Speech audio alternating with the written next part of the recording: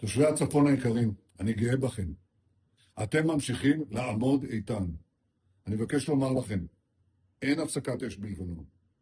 אנחנו ממשיכים להכות בעוצמה את חיזבאללה, ואנחנו לא נעצור עד שנחזיר לכם את הביטחון. ההישגים הכבירים שלנו, גם באיראן וגם נגד ציר הרשע, הביאו לשינוי היסטורי במעמד של ישראל באזור.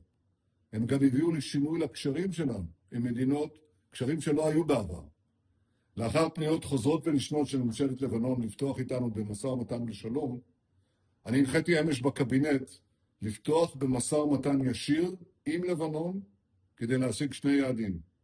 אחד, פירוק חיזבאללה מנשקו, והשני, הסכם שלום היסטורי, בר קיימא, בין ישראל ללבנון.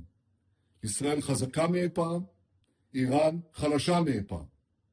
אני כבר הבאתי 4 הסכמי שלום עם מדינות ערב, אני מתכוון להביא עוד. שלום אמיתי, שלום מתוך עוצמה.